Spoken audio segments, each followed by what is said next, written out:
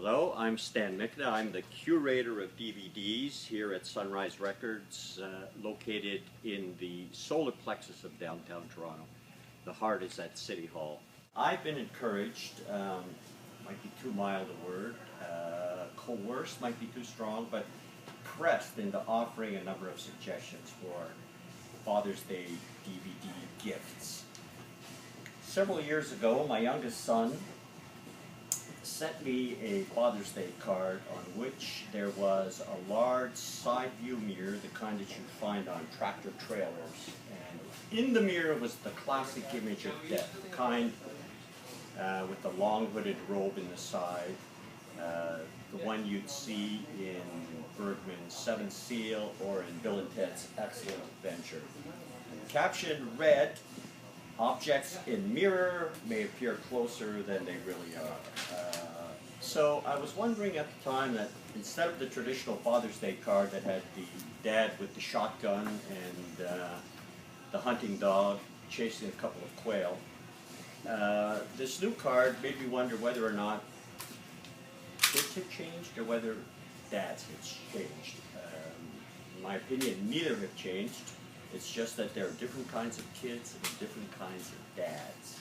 Now, a sample of DVD gift suggestions with sufficient variety, I hope, to appeal to the different dads out there. For traditional dads, I have two here. One is a 10-movie war collection, and the other is a 10-movie Western collection. Both are from Universal. The prints are just beautiful, and it's an extraordinary value. You're probably paying about $1.50 per movie. Particular interest in the war collection is that several of the films, until this was released, were unavailable except as Turner Classic Movies Vault collection. Items that many people have asked for are finally available at a really reasonable price. Same applies to the Westerns. Significantly, several of them were made in the late 1940s and the mid-1950s. It's significant because in the McCarthy Red Scare era, Hollywood was tiptoeing around controversial material, and Westerns at the time were the only genre willing to address tough social, economic, and especially political issues of the day.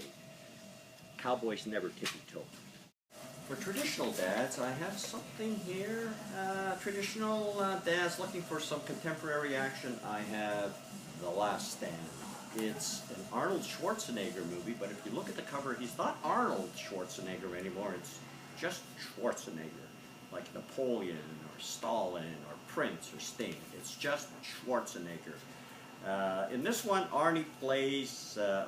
Schwarzenegger plays a semi-retired sheriff in a two-dog town, taking it easy, awaiting retirement, when lo and behold, a tough escaped Mexican drug lord decides that he's going to bolt for the border, and Arnie has to stop him. The question isn't if Arnie succeeds, but where he gets that 50mm machine gun that he uses to mow down the gang. Philip Roth once wrote that no experience is so unsettling as sitting behind a boy and his dad at a ball game.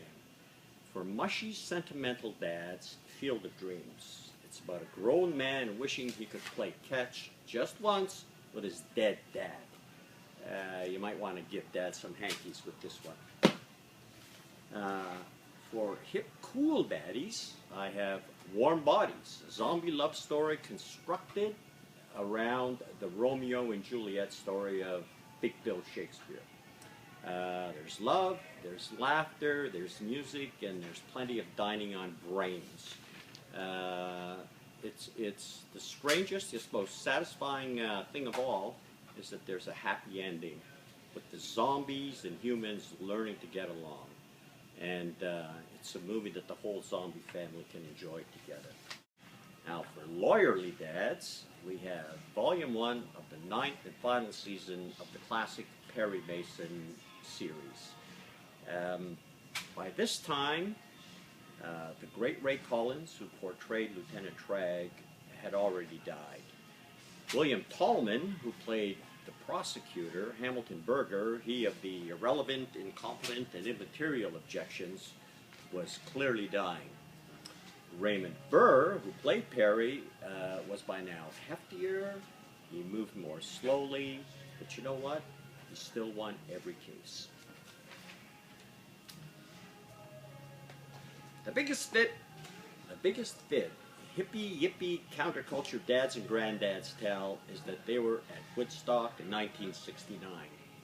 The second biggest, that they were at the 1968 Democratic National Convention in Chicago.